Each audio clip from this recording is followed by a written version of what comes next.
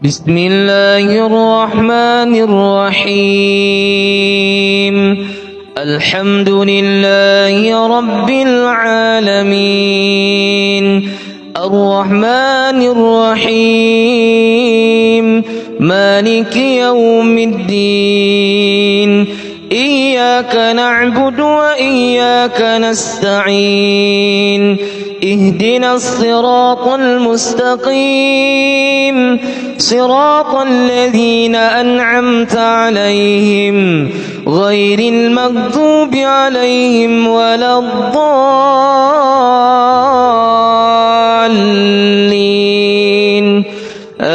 آمين. وأيدنا الذين آمنوا على عدوهم وأصبحوا ظاهرين.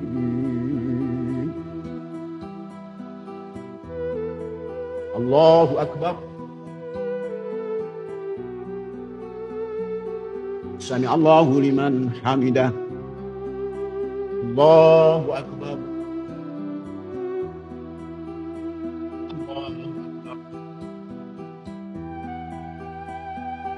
الله أكبر. الله أكبر. الله أكبر. الله أكبر. الحمد لله رب العالمين الرحمن الرحيم مالك يوم الدين إياك نعبد وإياك نستعين اهدنا الصراط المستقيم صراط الذين أنعمت عليهم غير المغضوب عليهم ولا الضالين.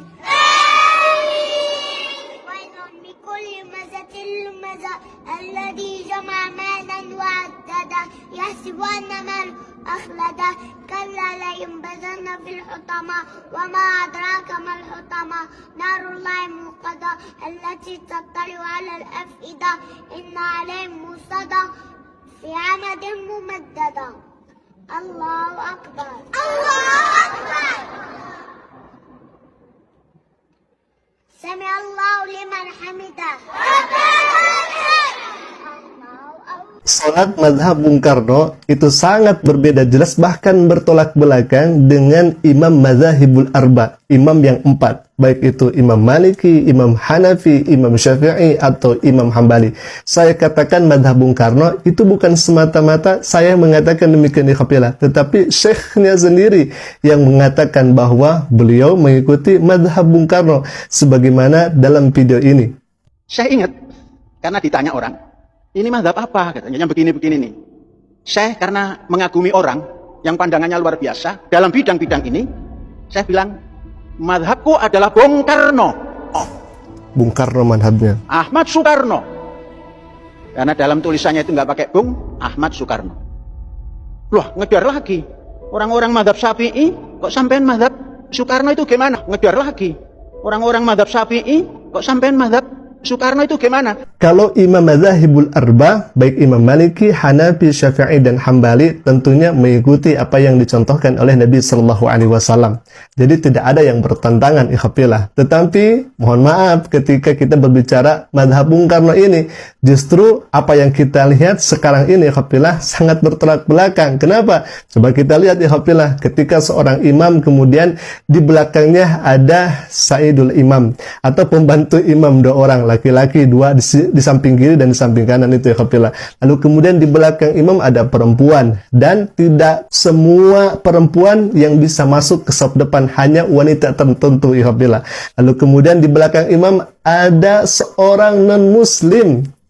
Coba, kok sholat di belakangnya ada non-muslim yang mengikuti, bahkan bukan mengikuti ikhwafilah, dia berdoa dengan cara sendirinya non-muslim. Dan anehnya, kenapa harus bersama dengan muslim? Jadi di satu padukan ikhwafilah, padahal di sana jelas-jelas sedang melaksanakan ibadah sholat. Lalu kemudian sopnya direnggangkan dan lain sebagainya. Berbeda dengan mazhabul arba, tidak demikian ikhwafilah. Sholatnya sesuai dengan apa yang dicontohkan oleh Nabi Shallallahu Alaihi Wasallam. Karena sebaik-baiknya perempuan, sopnya itu paling belakang, dan sebaik-baiknya laki-laki, sopnya itu ketika sholat itu paling depan. Inilah yang tidak bisa ditolerir, bahkan ini adalah tuntunan dari Nabi Shallallahu Alaihi Wasallam. Bahkan ikhwafillah, kalau misalkan ikhwafillah datang ke tanah suci Makkah Al-Mukarramah, lalu kemudian kita melaksanakan sholat, dan misalkan di samping kita ada perempuan, jadi kita sholat nih di depan Ka'bah, lalu kemudian di samping kita ada perempuan. Kalau misalkan diketahui oleh askar, apa yang kemudian dikatakan oleh askar? Kata askar, haram, haram, haram. Hal itu tidak dibenarkan dan tidak diperbolehkan. Jadi harus terpisah antara laki-laki dan perempuan. Tidak boleh disatukan. Padahal itu dalam keadaan yang sangat luar biasa, ikhwafillah. Bercampur. Apalagi dalam keadaan beberapa negara, banyak negara yang kemudian kumpul dalam satu tempat. Sangat luar biasa, ikhwafillah. Kecuali kalau misalkan dalam keadaan sangat-sangat terdesak. Lalu kemudian tidak bisa memilah-milah di mana tempat yang kemudian bisa dipakai untuk melaksanakan sholat. Maka berlaku kaidah ittaqullah mastata'tum. Takwalah engkau kepada Allah sekuat kemampuan kalian.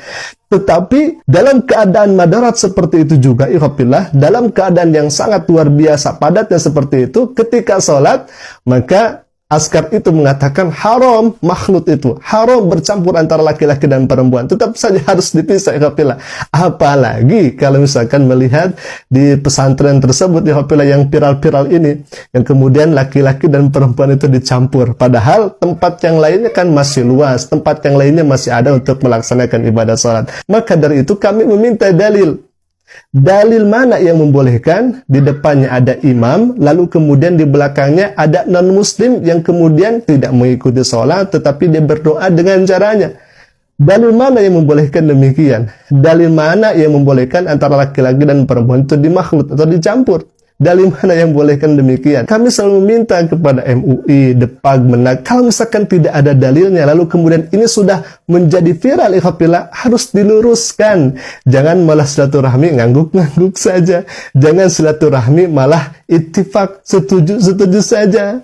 Kan ini sudah ramai di media sosial, sudah viral, apalagi ikhwafillah. Maka dari itu, MUI yang memiliki otoritas, Menak atau Depag, harusnya meluruskan bagaimana sholat yang betul itu, bagaimana sholat yang kemudian sesuai dengan apa yang dicontohkan oleh Nabi Shallallahu Alaihi Wasallam itu. Kalau misalkan berdiam diri atau misalkan silaturahmi tapi hanya ittifaq saja, hanya kamislinaam, seperti orang yang betul-betul saja mengikuti atau menyetujui pernyataan daripada yang mengikuti mazhab Soekarno ini, maka ini sangat keliru menurut kami, ikhwafillah. Dan dengan itu kami kemarin membuat petisi di kolom komunitas itu, ikhwafillah, dengan kata-kata demikian. Assalamualaikum warahmatullahi wabarakatuh. Sahabat, kita mencoba membuat petisi. Langkah apa kira-kira yang tepat untuk pemerintah, baik MUI, Depag, Menak, terkait pemberitaan Pondok Pesantren Al Zaitun yang sedang viral ini? Karena diduga ajaran di dalamnya sudah menyimpang. Salah satu contohnya misalkan madhab yang diikuti adalah madhab Soekarno. Perempuan boleh jadi khotib Jumat, begitu kan? Saf wanita boleh dicampur dengan laki-laki dalam sholat dan seterusnya. Maka kurang lebih 14.000 suara yang ikut memberikan kontribusinya memilih. Yang pertama, Ponpes ditutup. Yang kedua, pimpinan Ponpes diajak diskusi. Yang ketiga, Ponpes dibiarkan saja. Dan yang keempat, tidak tahu beritanya. Ternyata urutan yang paling tinggi persentasenya 83%, Ponpes ditutup. Yang kedua, pimpinan Ponpes diajak diskusi dengan presentasi 15%, ikhwafillah, dan tidak tahu beritanya hanya 1%, Ponpes dibiarkan saja hanya 1%, ikhwafillah. Jadi dari 14.000 suara yang kemudian paling terbanyak ini Ponpes ditutup.